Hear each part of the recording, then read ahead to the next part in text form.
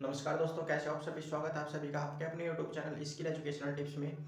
आज के इस वीडियो में भी हम केवल दो क्वेश्चन सोल्व करेंगे, क्वेश्चन नंबर 14 और क्वेश्चन नंबर 15। और क्वेश्चन नंबर 14 15 सोल्व करने से पहले हमको दिया गया है एक निर्देश। क्या है वो? हमको कहा गया है कि फलन f के सातत्य पर विचार कीजिए जहां फलन f निम्नलिखित द्वारा परिभाषित है। अब जो ये नोट दिया गया है ये तीन क्वेश्चंस के लिए है, दैट इज क्वेश्चन 14, 15 और 16। हम इस वीडियो में केवल 14 और 15 क्वेश्चंस ही सोल्व करने वाले हैं। तो चलिए टाइम वेस्ट ना करते हुए करते हैं इस वीडियो को शुरू। तो क्वेश्चन नंबर 14 हमने यहाँ पे लिख लिया है, जिसमें दिया गया है कि fx इक्वल टू 3 यदि 0 less than equal x less than equal 1 4 यदि 1 less than x less then 3 5 यदि 3 less than equal x equal less than equal 10। तो ये कंडीशंस दिया गया है, फंक्शन हमको दे दिया गया है। क्वेश्चन का जो फर्स्ट स्टेप होता है शुरू करने के लिए वो हमने यहाँ पे लिख दिया है। माना कि कोई वास्तविक संख्या तब पर्सन अनुसार जो पर्सन की शर्त कहती है, हमारे पास कंडीशन से लगभग ये हो जाएगी। हमारे पास ये 5 कंडीशन हो जाएगी, दो 4 और 1 5 कंडीशन हमारे पास ही हो जाएगी। सबसे पहले बात करते हैं फर्स्ट कंडीशन की, दैट इज केस फर्स्ट। हमारे पास हो जाएगा 0 लेस देन इक्वल के लेस देन इक्वल 1। अब इस कंडीशन के लिए हमारा जो फंक्शन का मान है, फंक्शन का मान है k पर, f ऑफ k इक्वल हो जाएगा कितना 3। इसके बाद limit x tends to k f of x equals to limit x tends to k f of x हो जाएगा 3। तो लिमिट रखेंगे तो कितना आ जाएगा 3। अब आप देखिए हमारा फंक्शन का मान और limit x tends to k f of x, इन दोनों का जो मान है वो इक्वल आया है 3। अतः फलन f 0 less than equal x less than equal 1 के लिए संतत है। अब बात करते हैं सेकंड कंडीशन की, k इक्वल टू 1 पर। सेकंड कंडीशन हो जाएगी हमारा, that is second case k equal to 1। k equal to 1 पर फंक्शन का जो मान है that is f of k वो हो जाएगा 3। इक्वल का केस है इसीलिए left hand limit equal to limit x tends to 1 f of x limit x tends to 1 f of x हो जाएगा हमारे पास कितना 3। क्यों? क्योंकि लेस देन इक्वल 1 और k इक्वल टू 1 पर हमारे कंडीशन है, इसीलिए f ऑफ x हो जाएगा हमारे पास 3, ये आ जाएगा 3। इसके बाद राइट हैंड लिमिट की बात करें तो ये हो जाएगा limit x tends to 1 plus बड़ा है f of x limit x tends to 1 f of x हो जाएगा हमारा 4 इक्वल आ जाएगा 4। तो आप देखिए हमारा जो फंक्शन का मान है और राइट हैंड लिमिट और लेफ्ट हैंड लिमिट ये दोनों इक्वल नहीं है। दैट इज हमारा जो फंक्शन और लेफ्ट हैंड लिमिट है फिर तो इक्वल है, बट जो हमारा लिमिट्स है राइट हैंड लिमिट और लेफ्ट हैंड लिमिट ये दोनों इक्वल नहीं है। इसीलिए हम यहाँ पे लिख देंगे चूंकि left hand limit is not equal to right hand limit, अतः x इक्वल टू 1 पर फलन संतत नहीं है। अब बात करते हैं थर्ड कंडीशन की, दैट इज थर्ड केस की, 1 लेस देन के लेस देन 3 की। थर्ड कंडीशन है हमारे पास ये। अब इस पर हम फंक्शन का मान ज्ञात करेंगे, that is f of k आ जाएगा हमारे पास कितना 4। इसके बाद limit x tends to k f of x equals to limit x tends to k f of x कितना हो जाएगा 4 हो जाएगा, ये आ जाएगा 4। तो आप देखिए चूंकि limit x tends to k f of x equal है हमारा f ऑफ k के, और इन दोनों का जो मान है वो आया है 4। अतः 1 less than x less then 3 के लिए फलन संतत है।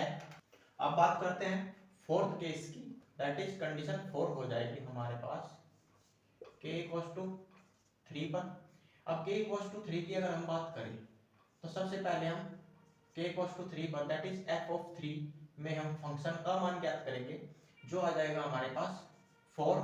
इसके बाद left hand limit equals to limit x tends to 3 छोटा है f of x equals to limit x tends to 3 f of x हो जाएगा 4, ये आ जाएगा 4 और राइट हैंड लिमिट हो जाएगा हमारे पास limit x tends to 3 positive that is स्विच अचल है f of x equals to कितना आ जाएगा 5 आ जाएगा।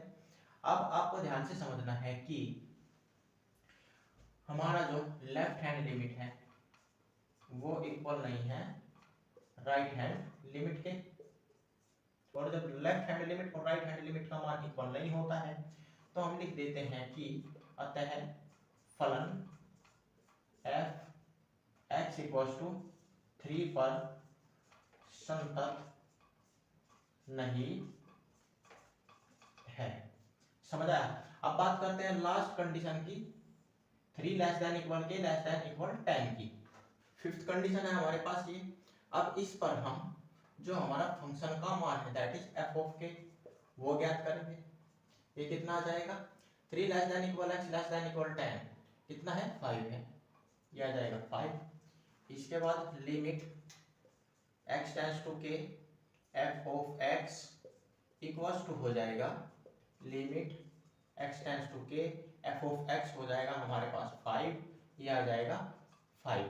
तो आप देख सकते हो कि हमारा जो फंक्शन का मान है और limit x tends to k पर जो fx का मान है वो भी कितना है 5 है। अतः फलन f 3 less than equal x less than equal 10 के लिए संतत है केवल, अब यहाँ पे क्या लिखेंगे वो ध्यान से समझना है, x इक्वल्स टू 1 और k equals to 3 that is जो दोनों हमारी इक्वल्स की कंडीशंस हैं उन पर हमारा जो फलन है वो संतत नहीं है। वही बात हम यहाँ पे लिखेंगे, केवल x इक्वल्स टू 1 और x इक्वल्स टू 3 पर फलन f संतत नहीं है। समझ आया? तो ये हो गया हमारा क्वेश्चन नंबर 14 फाइनली सॉल्व। अब सॉल्व करते हैं next question, question number 15। Question number 15 हमको दे दिया गया है।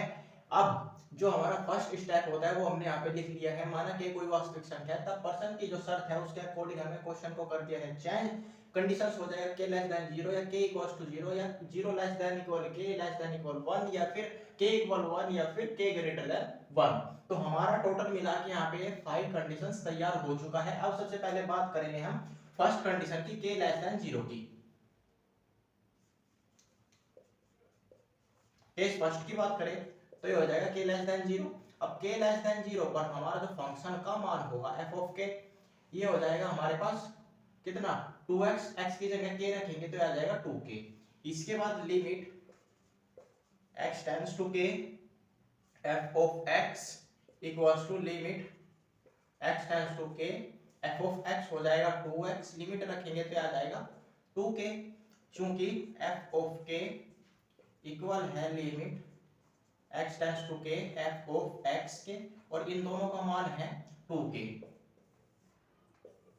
अतः फलन f k लेस देन 0 के लिए संतत है।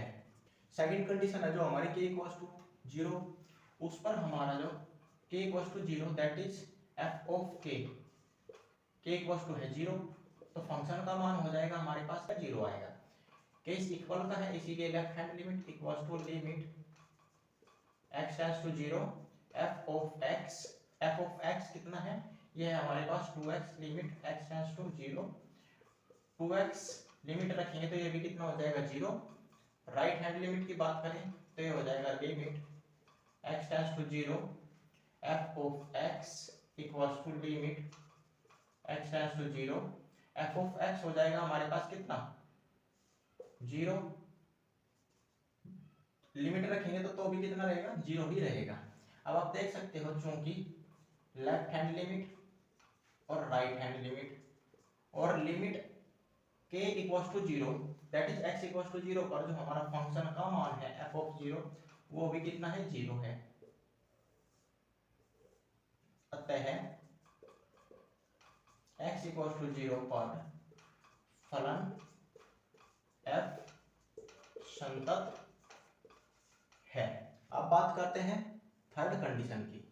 थर्ड कंडीशन है हमारे पास ये, अब इस पर जो हमारा फंक्शन का मान है that is f of k जो है हमारा वो कितना है 0 है। इसके बाद limit x tends to k f of x limit x tends to k f of x हो जाएगा हमारे पास 0 और इसके मान कितना हो जाएगा 0 हो जाएगा। चूंकि f ऑफ k इक्वल है limit x tends to k f of x के और इन दोनों का मान है 0। अतः 0 less than equal x less than equal 1 के लिए फलन f संतत है। समझ आया। अब बात करते हैं फोर्थ कंडीशन की k इक्वल्स टू 1 की।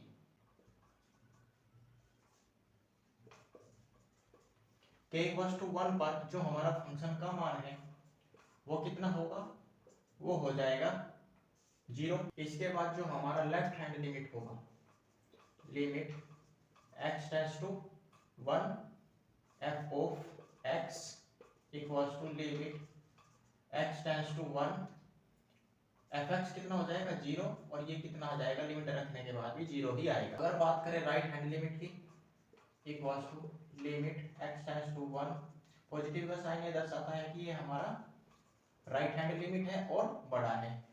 fx हो जाएगा हमारे पास limit x tends to 1 fx हो जाएगा कितना 4x लिमिट रखेंगे तो कितना आ जाएगा 4 चूंकि left hand limit is not equals to right hand limit के।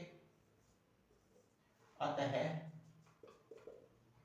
फलन f x इक्वल्स टू 1 पर संतत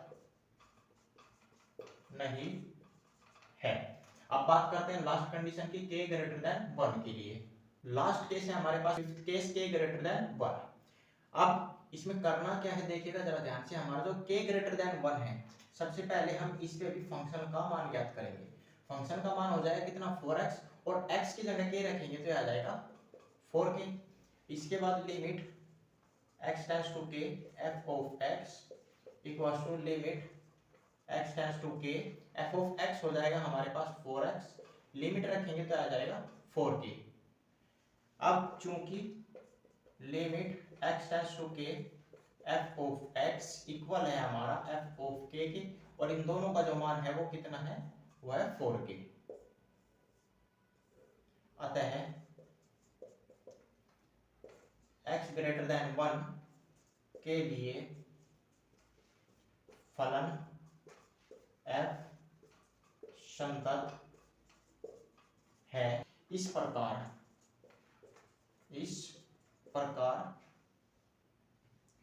फलन f x इक्वल्स टू 1 पर संतत नहीं है दैट इज असांतत्य है। क्यों? क्योंकि आपने जब इस केस को सोल्व किया था इसको चेक किया था कि इस केस पर भी हमारा फलन जो है वो संतत अथवा नहीं है तो वहां पे हमारा क्या आया था वहां पे आया था left hand limit is not equals to right hand limit. अतः हमारा जो k equals to 1 that is x equals to 1 पर जो हमारा फलन था वो असंतत आया था दैट इज असांतत्य था। समझा? तो प्यारे बच्चों क्वेश्चंस आसानी से सोल्व हो जाएंगे। हमने आपको शुरू में भी बताया था कि हम इस एक्सरसाइज में केवल पॉइंट टू टॉपिक बात करेंगे, क्वेश्चन को सोल्व करेंगे, ज़्यादा टाइम इसमें वेस्ट नहीं करेंगे। क्यों? क्योंकि अगर हम किसी चीज़ को ज़्यादा इन्वॉल्व करेंगे या बेसिक्स को यहाँ पे ज़्यादा डालेंगे तो क्या बेनिफिट होगा? टाइम ही बर्बाद होगा। उससे हमारा जो क्वेश्चन है वो भी केवल इन्हीं मेन पॉइंट से सोल्व होगा। इसीलिए हम उन चीज़ों में अपना टाइम ज़्यादा ना वेस्ट करते हुए इन मेन टॉपिक्स जो हमारे क्वेश्चंस को सोल्व करने में काफ़ी ज़्यादा हेल्प करती है, हम उन्हीं पर ज़्यादा टाइम लगाए और उन्हीं को ज़्यादा प्रैक्टिस में लगाए। क्योंकि एग्जाम्स में क्वेश्चन सोल्व करने के हमको मार्क्स मिलेंगे, क्योंकि एग्जाम्स जो होंगे उसमें हमको क्वेश्चन सोल्व करना होगा, तभी जाके हमको मार्क्स मिलेंगे। इसीलिए हम ज़्यादा से ज़्यादा जो हमारा मेन टॉपिक है, ज़्यादा से ज़्यादा जो हमारा मेन टॉपिक है, जो हमारा वर्किंग रूल है, उस पर हम फोकस करेंगे और क्वेश्चंस जो होंगे केवल इंपॉर्टेंट क्वेश्चंस की हम प्रैक्टिस करते हुए चलेंगे। तो उम्मीद करते हैं आज का जो हमारा वीडियो है ये आपको अच्छे से क्लियर हो गया होगा। अगर फिर भी आपका कोई डाउट है तो आप उसको कमेंट बॉक्स में टाइप कर दीजिएगा, नेक्स्ट वीडियो में आपको उसका सॉल्यूशन मिल जाएगा। तो प्यारे बच्चों, आज के वीडियो में बस इतना ही, मिलते हैं नेक्स्ट वीडियो में, तब तक के लिए नमस्कार।